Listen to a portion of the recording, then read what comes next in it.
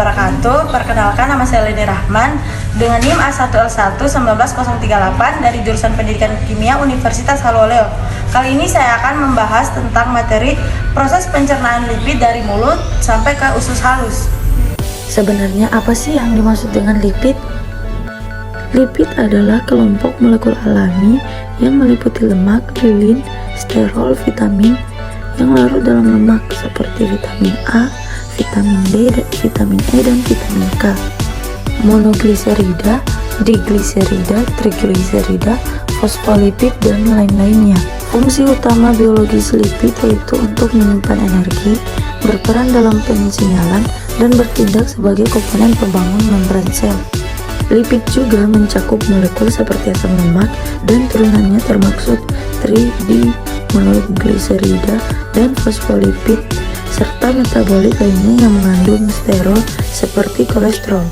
Meskipun manusia dan mamalia lainnya menggunakan berbagai jalur biosintesis untuk memecah dan menyintesis lipid, beberapa lipid esensial tidak dapat dibuat dengan cara ini dan harus diperoleh dari makanan.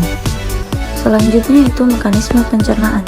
Di dalam mulut terdapat lidah, di mana lidah ini yang namanya kelenjar Ebner yang berfungsi untuk mengekskresikan suatu enzim yang bernama lipase lingual. Karena proses pada mulut berlangsung cepat, maka setelah ini menuju ke eksofagus, yang mana makanan yang mengandung lipid atau lemak akan masuk ke dalam lambung. Di lambung akan disekresikan oleh lipase lambung yang berfungsi untuk menghidrolisis triasilgliserol yang mengandung asam lemak rantai pendek dan beberapa asam lemak rantai sedang. Sekarang kita akan melihat anatomi usus halus. Di sini terdapat proses dan transport lipid. Proses dan distribusi lipid dijelaskan dalam 8 tahap, yaitu tahap pertama yaitu trigliserol yang berasal dari diet makanan tidak larut dalam air untuk mengangkutnya menuju usus halus, dan agar dapat diakses oleh enzim yang dapat larut di dalam air seperti lipase, triasilgliserol tersebut disolvasi oleh garam empedu seperti kolat dan glikolat untuk membentuk misel. Kemudian pada tahap kedua di usus halus, enzim pankreas lipase mendegradasi triasilgliserol menjadi asam lemak dan gliserol. Asam lemak dan gliserol diabsorpsi ke dalam mukosa usus.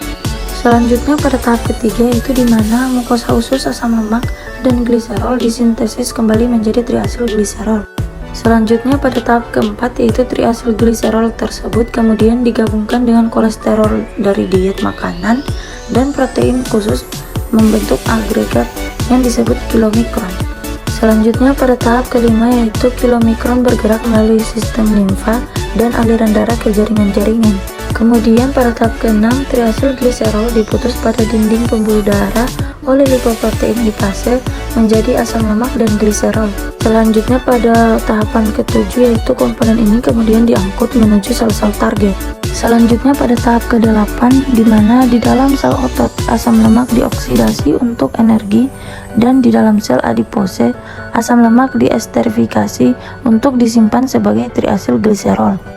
Pencernaan di atas merupakan bentuk dari pencernaan triasilgliserol atau lipid yang utama yang terjadi di dalam usus halus. Proses ini selalu melibatkan air secara umum, lemak sukar larut bercampur atau biasa disebut dengan nonpolar. Maka dari itu perlu proses emulsifikasi lemak terlebih dahulu agar selanjutnya lemak dapat dicerna. Proses emulsifikasi ini diawali ketika lemak memasuki usus halus, lalu hormon kolesitokinin memberi kode pada kantung empedu untuk menghasilkan cairan empedu. Cairan empedu mengemulsi lemak menjadi bentuk yang lebih kecil hingga 300 kali lebih kecil. Dengan bantuan enzim lipase pankreas, lemak dihidrolisis menjadi gliserol dan asam lemak. Hasil hidrolisis ini menjadi misel atau butir lemak dengan bantuan garam empedu. Kemudian misel-misel ini akan digunakan untuk mengangkut asam lemak rantai panjang ke dinding usus agar bisa diabsorpsi. Selanjutnya asam lemak akan masuk ke sel absorptif usus dan berubah bentuk menjadi trigliserida, lalu bergabung dengan protein membentuk kilomik. Setelah itu ia akan keluar dari sel absorptif secara eksositosis dan masuk ke pembuluh limfe untuk beredar di sirkulasi darah.